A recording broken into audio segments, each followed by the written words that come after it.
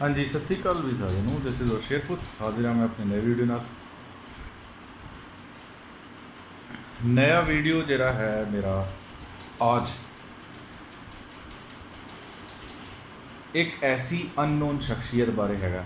मैं आज हिंदी में बोलूँगा क्योंकि ऐतिहासिक है, लोगों को पता लगना चाहिए। पंजाबी कई लोगों को आती है, कई लोगों को नहीं आती। एक ऐसी शख्सियत के बारे में है जिनके बारे में बहुत कम लोग जानते हैं। जी हाँ, गुरु तेग बहादुर जी महाराज, जो कि सिखों के 9वें गुरु थे, उनका आज प्रकाश उत्सव पूरी धूमधाम से देश में मनाया जा रहा है। लाल किले पे उसका प्रसारण भी आ रहा है, आप देख सकते हैं। ठीक है, गुरु साहब के जीवन से ही एक ऐसा आप कह सकते हो कि जब औरंगज़ेब ने गुरु साहब का सिर धड़ से अलग कर दिया था, जब गुरु साहब ने शहादत का जाम चांदनी चौक में भाई मतीदास, भाई सतीदास, भाई दयाला जी के साथ शहादत का जाम पी गए थे। क्यों पी गए थे ये शायद आप लोगों को सभी को पता होगी कि औरंगज़ेब ने एक फरमान जारी किया था कि हिंदुस्तान का इस्लामीकरण करना शुरू करना, जिसके एवज में हिंदुस्तान की जो सबसे उच्च कोटि की नॉन इस्लामिक जो फॉर्म है उसे पंडित बोला जाता है। अगर हमने पंडितों को कन्वर्ट कर दिया तो पूरा हिंदुस्तान घुटने टेक देगा और सब के सब इस्लाम के अंदर दीन में आ जाएंगे। ये बात उस समय के कश्मीरी पंडितों के अनुयायी या कह सकते हो लीडर कृपाराम जी को पता लगी।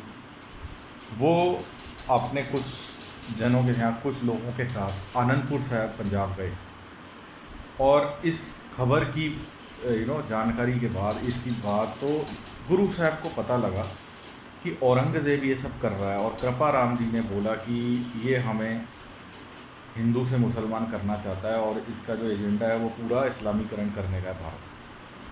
तो गुरु साहब ने जो छोटे थे उस समय 9 साल के थे, गुरु गोविंद राय, उन्होंने भी कहा और काफ़ी लोगों ने कहा कि आप जाइए बात करिए औरंगज़ेब से कि ऐसा क्यों करना चाहता है, दिल्ली जाए। तो फिर उसके बाद की कहानी सभी को पता है। वो सुनते हैं, अपने 4 सेवकों के साथ जाते हैं औरंगज़ेब के वहाँ पे दिल्ली में मिलने। उनको कैद कर लिया जाता है। उनको भी ये बोला जाता है कि आप इस्लाम में आ जाएं, आप करामात दिखाएं। ठीक है, आप अपने आप को गुरु कहते हैं ना हिंदुओं और सिखों का, तो आप करामात दिखाएं, नहीं तो आपका सिर धड़ से अलग कर दिया जाएगा, आपके सेवकों आ भी, और नहीं तो आप इस्लाम कबूल कर लें अगर जान आपको प्यारी। तो गुरु साहब ने ये सब जो भी उनकी शर्तें थी वो नहीं मानी। उन्होंने कहा ये मेरा धर्म है, ये जन्मजात धर्म है, मैं इसी का पालन करता रहूँगा, तुम्हें जो करना करो। और यही मेरे सिख भी उस पर अटूट अटल रहेंगे। तुम तलवारें चलानी है चलाओ, उससे हमें फ़र्क नहीं पड़ता। धर्म इंसान को बहुत कुछ सिखाता है, उसकी आत्मा को शुद्ध करता है। धर्म इंसान को उच्च कोटि का बनाता है, क्योंकि वो उस माता के गर्भ में आने से पहले ही धर्म का ज्ञान ईश्वर उस आत्मा को दे के भेजते हैं। तो गुरु साहब ने ये सब कहा तो उन दरिंदों को, हैवानों को, औरंगज़ेब के बाशिंदों को ये बात पता लगी और औरंगज़ेब ने फरमान जारी किया, फतवा की, इन गुरु साहब का सर घर से अलग कर दिया गया। तो चांदनी चौक में 1675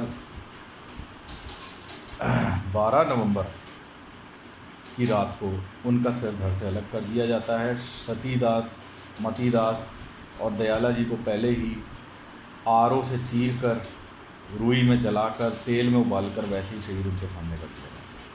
लेकिन उनका सिदक नहीं डोलता, वो फिर भी अपनी सिक्खी पे, उस अकाल पुरख वाहिगुरु की सिक्खी पे कायम रहते हैं। तो उसमें होता क्या है कि मुग़ल एक फरमान जारी करते हैं बड़ी, और अब स्टोरी स्टार्ट होती है तरफ गौर से। मैंने थोड़ा बैकग्राउंड दिया, सुनिए। उस समय जैसे ही सिर धड़ से अलग होता है गुरु साहब का, तो उस समय क्या होता है, बहुत आंधी तूफ़ान आता है भारत में, दिल्ली में बहुत आंधी तूफ़ान आता है। ऐसा काला दिन होता है, वो ऐसी काली रात होती है। और मुग़लों की तरफ से, औरंगज़ेब की तरफ से फरमान आता, उस समय हिंदुस्तान का बादशाह था, कि गुरु साहब के टुकड़े टुकड़े कर कर, मतलब गुरु तेग बहादुर जी के टुकड़े टुकड़े कर कर दिल्ली में अलग अलग दरवाज़ों पे या अलग अलग जो किले के दरवाजे हैं लाल किले पे, उस पे लटका दिए जाएं और कुछ टुकड़े मतलब उनका जुलूस निकाला जाए, जो कि इसके भी अलग अलग वर्जन है। बेसिकली बोलते हैं लाल किले के दरवाज़ों पे गुरु साहब के टुकड़े टुकड़े कर कर लगा दिए जाए, ताकि ये दिखाना चाहता था कि मेरी दहशत है और कोई मेरे आगे बोलेगा या मेरे खिलाफत करेगा तो मैं उसका ये असर करूँगा।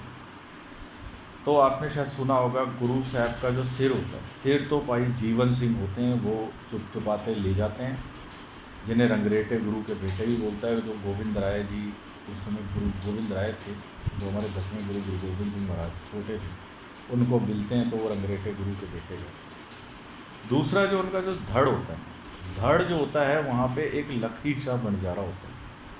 लखी शाह बंजारा वो धर लेके अपने घर में जाता है और चुप चुपाते मुगलों से जब खबर मिलती है कि गुरु साहब का शरीर को टुकड़े टुकड़े करके लाल किले की दीवारों पे और गेट पे लगाना है, तो इस चीज़ को बचते बचाते वो गुरु साहब का धड़ लेके जाता है। ठीक है जी।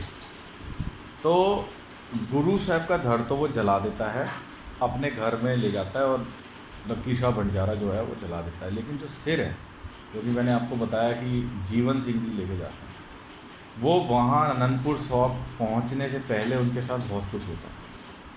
क्या होता है, वो जैसे ही जा रहे होते हैं मुग़ल उनके पीछे लगे हुए हैं कि गुरु तेग बहादुर जी का सर वो लेके आओ ताकि उन्हें हम लाल किले पर लटकाएं। लेकिन वो एक रास्ते से निकलते हैं, जिसे सोनीपत बोलते हैं, हरियाणा में पड़ता है।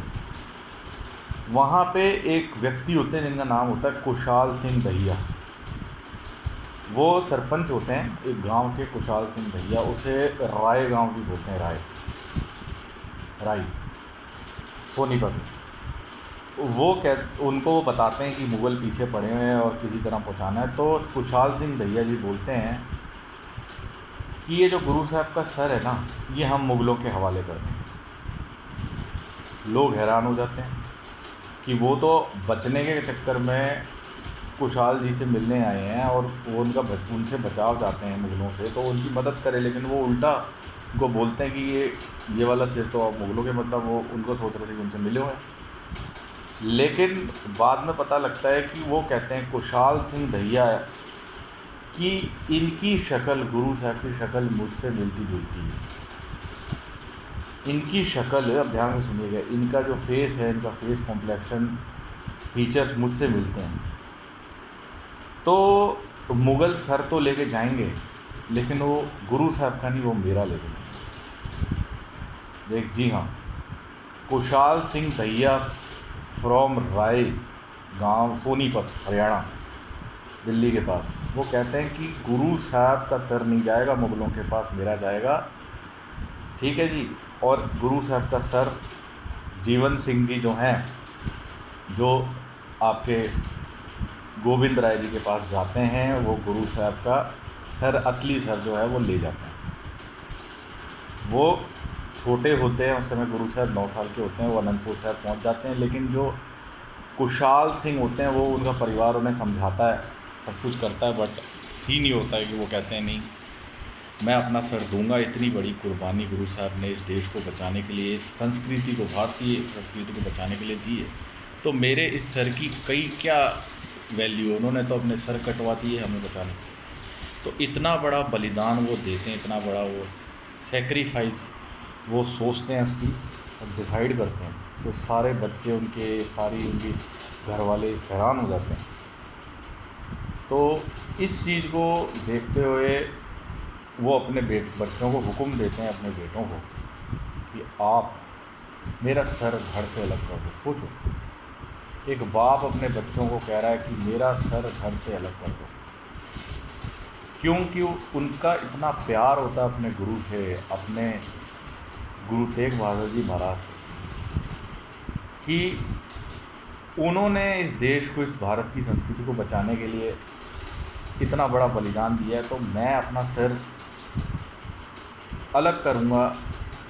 तो भी वो भी एक बलिदान उस चीज़ में कम है। लेकिन मैं भी किसी तरह उसमें हिस्सेदारी डाल सकूं, इतना बड़ी सोच थी उनकी, कुशाल सिंह दहिया जी की, जो कि जाट समाज से आते थे। तो इतना बड़ा वीर रस उनमें भरता है, और उसके बाद फिर वो उनके बच्चे उनका सर अलग करते हैं। तो मुग़ल पीछे से आ रहे होते हैं, तो वो जो है आपके जीवन सिंह जी तो आनंदपुर साहब पहुंच जाते हैं गुरु साहब का सिर लेके, लेकिन पीछे से जो दूसरा सेवक होते हैं वो धीरे धीरे जाते हैं ताकि मुग़लों को डिस्ट्रैक्ट कर सकें, उनको बहका सकें रास्ते से। तो मुग़ल आते हैं और उन्हें पकड़ लेते हैं, उनके किसी सेवक को, जिनके हाथ में सिर होता है कुशाल सिंह दहिया जी का। वो देखते हैं ये तो गुरु तेग बहादुर जी हैं, जबकि वो कुशाल सिंह दहिया होते हैं, शक्ल उनकी मैच करती है। अब सैनिकों को, मुग़ल सैनिकों को क्या पता लगा, वो सिर लेके वो पहुंचते हैं दिल्ली औरंगज़ेब के पास। तो औरंगज़ेब वो सिर देखता है, वो मायूस हो जाता है। तो वो देखता है यार जो मिशन पे भेजा था वो तो पूरा हुआ ही नहीं, ये तो गुरु साहब का धड़ है ही नहीं। तो वो सोचता है कि वो तो निकल गए, और पछताता है कि मैं नहीं पकड़ पाया। उसका जो कह सकते हो कि जो उसके हसरतें थी वो अधूरी रह जाती हैं। और इस प्रकार कुशाल सिंह दहिया जी ऐसी महान शख्सियत गुरु साहब और इस देश के लिए अपना बलिदान देते हैं, अपना सिर भी, वो भी गुरु साहब की तरह इस देश कौम के लिए वार करते हैं। ऐसी महान शख्सियत को मेरी तरफ से कोट कोट नमन। और ऐसे कई लोग हैं जिनके बारे में हम नहीं जानते कि उन्होंने सिर कटवा दिए लेकिन झुकना पसंद नहीं किया। किसी आतंककारी, भारी आतंककारी, किसी कह सकते हो जो कितने इन्वेडर भारत में आए, मोहम्मद गौरी, गजनी, खिलजी, लोधी, गुलाम वंश, सैयद, मुग़ल, फिर अंग्रेज़। तो इस भारत की संस्कृति और इस देश की संस्कृति कायम रहे, ऐसे इसके लिए कितने लोगों ने अपनी कुर्बानियाँ दी, और ऐसे लोगों को जितना नमन अब करें वो कम। उसी के उपलक्ष्य में आज प्रधानमंत्री जी की तरफ से एक बहुत बड़ा उपराला, शलाघा योग उपराला किया जा रहा है आपके लाल किले में। तो उसके लिए मैं मोदी जी को बहुत बहुत शुक्रिया तहे दिल से कहना चाहता हूँ। जय हिंद, जय भारत।